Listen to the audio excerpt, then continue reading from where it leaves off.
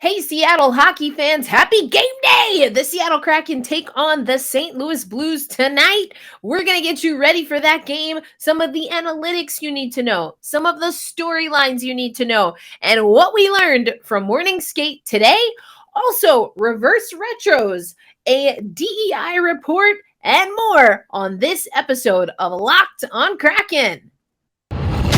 You are Locked on Kraken, your daily podcast on the Seattle Kraken, part of the Locked On Podcast Network, your team every day. We are the Seattle Kraken.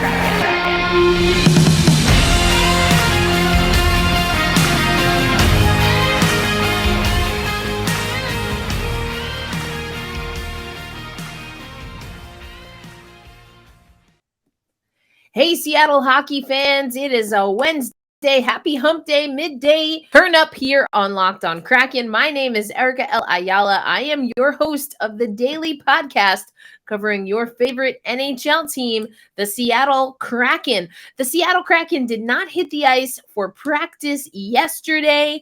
We are expecting Martin Jones to start. Not only was he the first player off the ice, but people out in Seattle like Alison, Lukan, Sound of Hockey, Emerald City Hockey are reporting that Martin Jones was the first off the ice. Now, we're seeing, again, the St. Louis Blues skate into town. This is going to be our first nationally televised broadcast with TNT. So it will be Martin Jones. He's got a 1-1-0 record, goals against average of 3.60, save percentage 88% save percentage. Of course, Martin Jones definitely had his bell rung the other night. That was a tough loss for the Seattle Kraken. But, you know, it's been just some uninspired, really, performances, if we're being honest. Not by the goaltending, by the Seattle Kraken just overall. Binnington, we might see in net for the St. Louis Blues. He's coming off of an off-season surgery. We talked about that kind of last season during the playoffs because, well, what we really talked about was the ordeal with Nazem Kadri and all of that. Either way, we'll see who starts in net. Some stats and facts to know. This will only be the second game St. Louis Blues. So they have a perfect record. They have a win streak of exactly 1. So power play, we're about even, 33% each on the power play. Now, looking at the notes from the Seattle Kraken, I found this interesting. That puts the Seattle Kraken, in tops in the league for their power play. So here we have the Seattle Kraken. Make it a little bigger for you. Here are some gifts that the Seattle Kraken sent over. You see at the bottom, the Seattle Kraken are tied for 5th best power play in the league, converting on 6 of 18 opportunities, as I mentioned, at that 33.3%.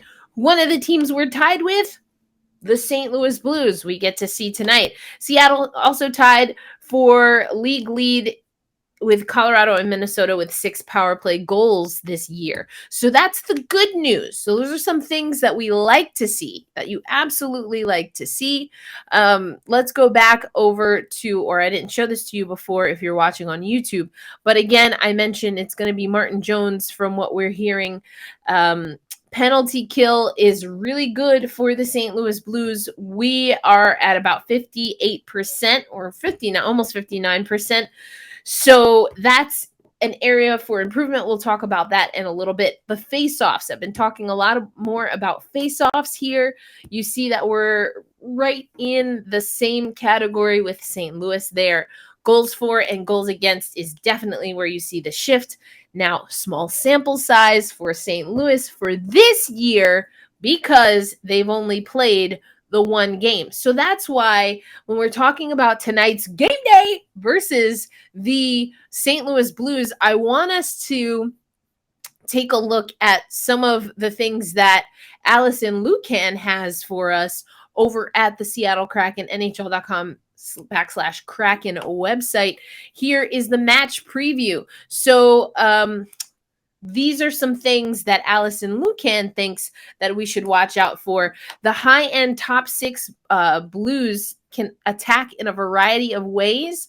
So offense is something that St. Louis is really getting accustomed to. They're getting their offense going.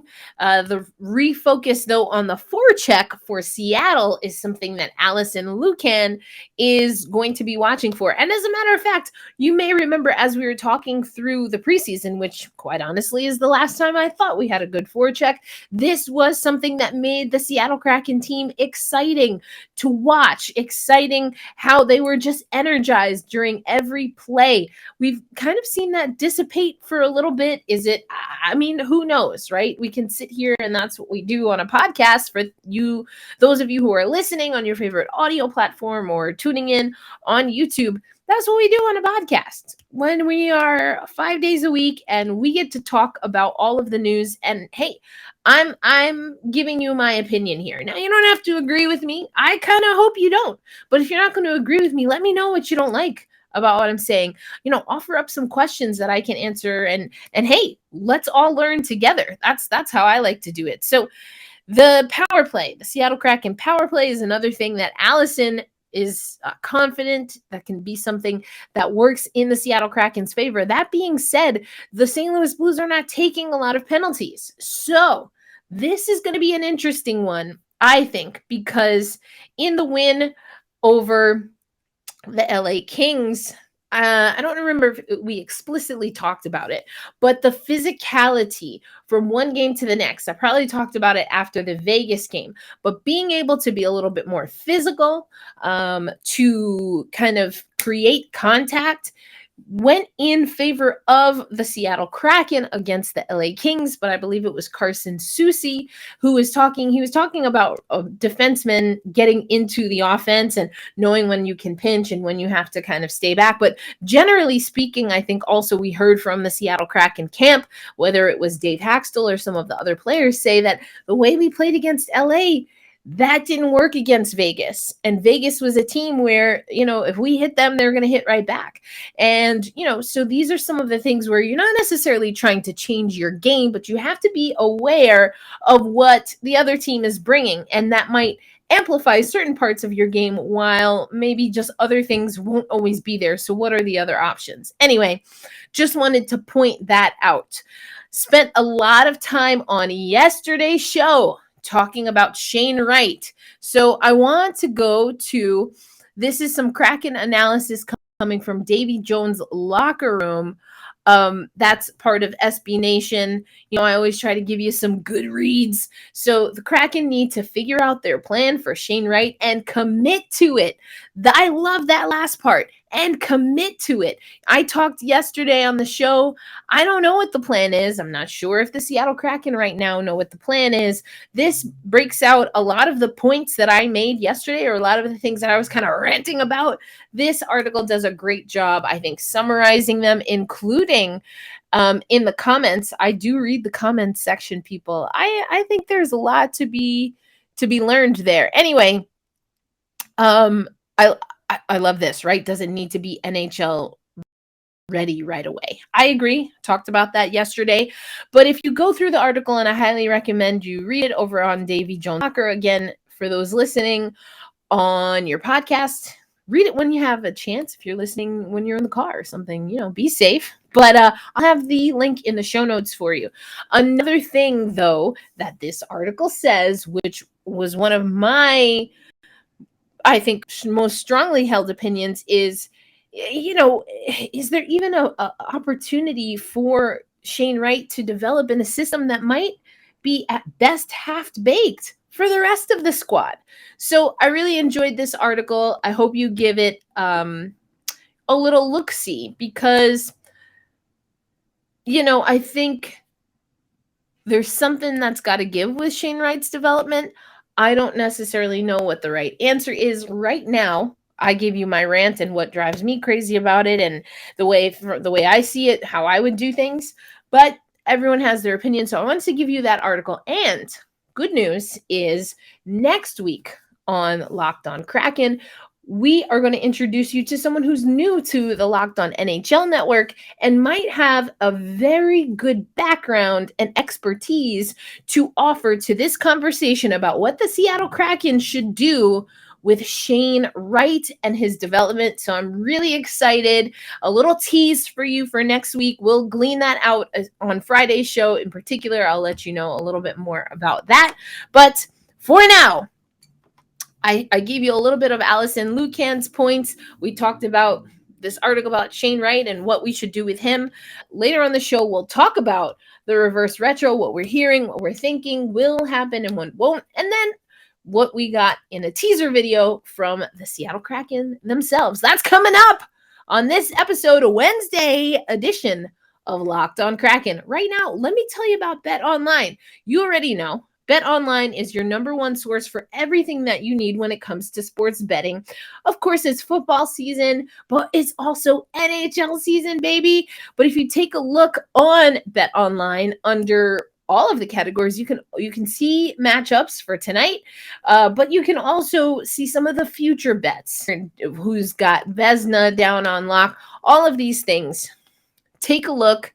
It's on Bet Online. Remember, Bet Online has you covered for whatever you need, and you can find betonline.ag on your tablet, your mobile device. You can get it wherever.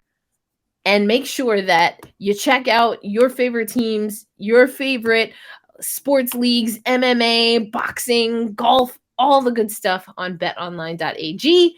Bet Online is where the game starts. And Bet Online is our preferred place to find information.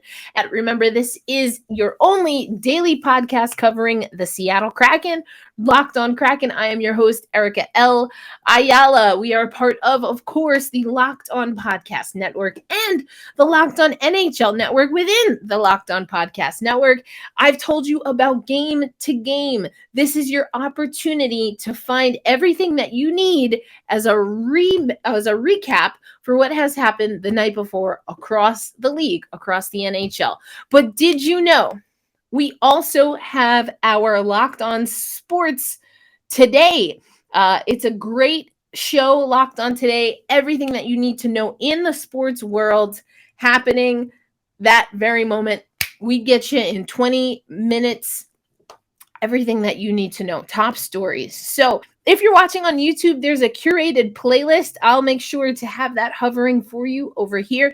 A playlist with our Locked On Today show. You can find that. You can find all of the Locked On NHL shows, including the Locked On NHL show, which is where you can find Game to Game. So no way we at Locked On are going to make you miss any of the action, any of the big stories. We've got you covered.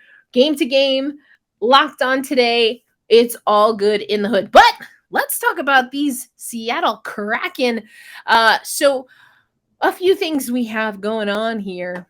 You know, we're playing St. Louis, so that, of course, we don't go hard into the revenge game of it all. But Vince Dunn, Jaden Schwartz obviously played for this franchise, so they will be returning. Still gonna have a keen eye on Andre Burakovsky. He was extremely humble, dare I say, downtrodden when asked about his 300 career points. Of course, that's an amazing feat. He has been scoring for us 5 consecutive points in our starting in 5 consecutive points in the first time in his career, which we'll take. We need those points. It hasn't yielded wins, which again was the disappointment that you saw and heard in Burakovsky from yesterday's episode, but we still need individuals to contribute in order to get things going. So Burakovsky overall has 7 goals and 7 assists in his last 13 games against St. Louis.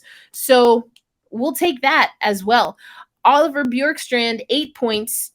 That's 2 goals, 6 assists in his 8 career games against the Blues. Would love to see Bjorkstrand get going. He recorded his 100th point against the St. Louis Blues back in 2019, November 1st, 2019. And according to Natural Stat Trick, which I've been using a lot more here on the show, Bjorkstrand when Bjorkstrand, according to Natural Stat Trick, which I've been using a lot more here on Locked On Kraken, according to Natural Stat Trick, when Bjorkstrand is on the ice during 5-on-5 play, the Kraken are outshooting their opponents 34-20. Now, this is an interesting stat. This year for Seattle, although Eddie Olczyk might disagree, I don't think that we're having difficulty shooting the puck. We are having difficulty converting 5-on-5. So this is an interesting stat. It's regarding shots, but now I want to see us keep that. Well, it seems like we just got to keep Bjorkstrand on the ice. But jokes aside, I'd like to see us continue to maintain the amount of shots that we're taking, because I think there is something to, if you can make those difficult shots, to wearing down the defense, wearing down the goalie, letting fatigue set in for the opponent, but they have to be good quality shots. I think the Seattle Kraken really can open up defenses. Most teams open up defenses by having clinical passing. And I talked about that yesterday. Burakovsky's goal from Monday was really the Seattle Kraken being able to move the puck effectively. So I want to see what we're going to do there. I really am curious to see what we're going to do there.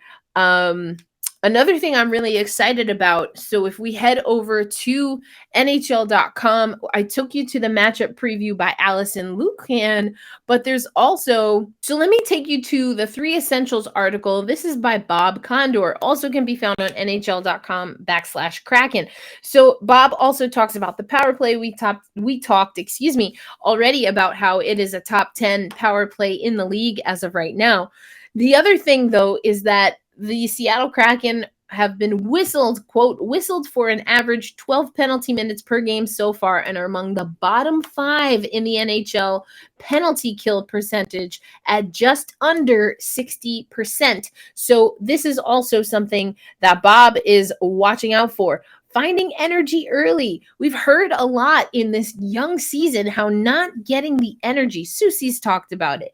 We definitely have heard Dave Haxtell talk about it. For whatever reason, the Seattle Kraken are not starting and they're not cracking off the game with energy. So that's something that you can read in Bob Condor's 3 Essentials. And then this one, I'm going to take you back to the screen, those watching on YouTube. The champion, the 4-time champion, from the Seattle Storm, your very own Sue Bird will be in the house tonight. I hope that means that Megan Rapinoe will also be there. I've mentioned it a few times, but just as a reminder, the OL Reign will host a playoff game at Lumen Field this weekend. They are your Shield winners, which is the award that goes to the top team with the best record in the regular season in the National Women's Soccer League. So not only Sue Bird, likely a Megan Rapinoe cameo at Climate Pledge Arena tonight.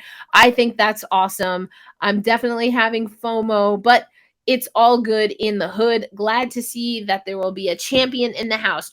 All the more reason the Seattle Kraken need to get back to their basics.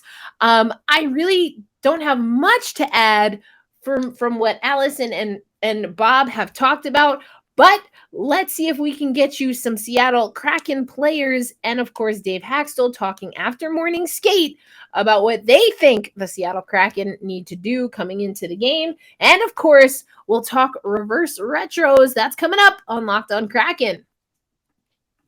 All right, Seattle hockey fans, thanks as always for making Locked On Kraken one of your listens of the day. I mean, I told you we've got the game to game on Locked On NHL. We have Locked On Today that will get you ready for everything that you need to know in sports. We have another Locked On show that I think is going to be really cool for those of us who are curious about not just Shane Wright's development, but the development of Seattle Kraken prospects. So we've got plenty around here. So once you finish up with Locked On Kraken, head to one of our other shows, Locked On Today, Game to Game on Locked On NHL. Other things, we've heard about the special teams. We've heard about particularly being able to limit the amount of penalties. I think it was Adam Larson was asked the other day, what's the best way to be better at the penalty kill? And he said the best penalty kill is not getting a penalty. So I think you're going to see a little bit more of that. Dave Haxtell also spoke today after morning skate. He is going to be focused on the ability for the Seattle Kraken to score first and to not be down early in the game. He was asked, what is one of the other focus areas, after he said he felt that the team felt good after the road trip, knows that there are some things that they have to clean up, to refine, and to be more consistent in doing. So there's a lot of knowledge and awareness of that, again, starting to sound reminiscent of last year, but we'll see if they can get it together today. Early goals against, I agree, it is extremely hard, as Dave Haxtell said, and I will co-sign, to play from behind in the National Hockey League. And we know it's hard for the Seattle Kraken. They've had to do a lot of mountain climbing in their first season. I have something that we'll have up eventually for Locked On Kraken, where I talk about the over-under from for Locked On the network and from Bet Online. And we were able to come and dig ourselves out of a hole last season, which you kind of like the grit, but the fact that it only took us going down 3 goals to maybe get 4 or 5, to only lose by 1 goal in overtime or something like that, heartbreaking. So some refinement, cleaning up the little things. We heard Carson Soucy talk the other day about, and I talked about it even on this podcast, focusing on the defense, knowing when to jump up into the play, but when they need to, for themselves and what their style is and what the situation calls for, not always jumping up and then exposing their goaltender, which we know tonight will be Martin Jones. We got a few line rushes from a few folks at morning skate. It's looking like it's going to be Donato, Wright, and Tanev. So we'll see what happens there. I promised we would talk about reverse retros. We had gotten word yesterday that the reverse retros, we'd start seeing those pop up for us here, and some of the teasers. And so this is the teaser. I'm not going to play the audio. So you can see the teaser video here, kind of like a neon kind of blue, embracing the blue. I have seen in multiple places, including Sound of Hockey, that we're not getting the Seattle Kraken Metropolitans, but there are opportunities for retros with the totems, the Americans. So I've seen designs with kind of I think it was from the Americans, where they had the stars up by the shoulders. I've seen stuff like that. It's looking like we're going to get a dark background with a bright kind of blue situation. I'm excited. First throwback, first retro we've heard. The Seattle Kraken camp talk about that they do want to make sure when they bring out that Seattle Metropolitans S, which of course was the first ever United States team to win the Stanley Cup back when it was a Challenge Cup. I told you on the show, I'm listening to Willie. He gives the Seattle Metropolitans a shout out. I told you also Everett Fitzhugh is narrating that audiobook. There's some little trinkets there about Seattle hockey history and the Western Hockey League and stuff like that, including what kind of ultimately ended Willie's career and how it's connected to the Seattle hockey team, well, eventually coming to Seattle. Anyway, highly recommend that. Another thing I wanted to talk about is the NHL put out a diversity report. In the report, it has stats including some of the ethnic and gender breakdown is for people who currently work in the NHL, which includes all 32 teams. 62% of the NHL and club employees are men. Almost 37% are women, and 1.34% listed themselves as other or preferred not to respond in the survey. There also is some statistics on how many people of color, Asian American, Latine, or Black people work in the NHL, including for the 32 teams. Now, the Seattle Kraken has been seen as a leader in a lot of these areas as far as more inclusive hiring practices. So I'm very curious to see how this initiative and now this kind of baseline, the report is really a baseline. There was a little bit of work that's been done over the last 2 years, as the report outlines, but even that work was kind of in a soft launch, or just the NHL being able to get early findings from the work that they were doing, because a lot of this work wasn't being done.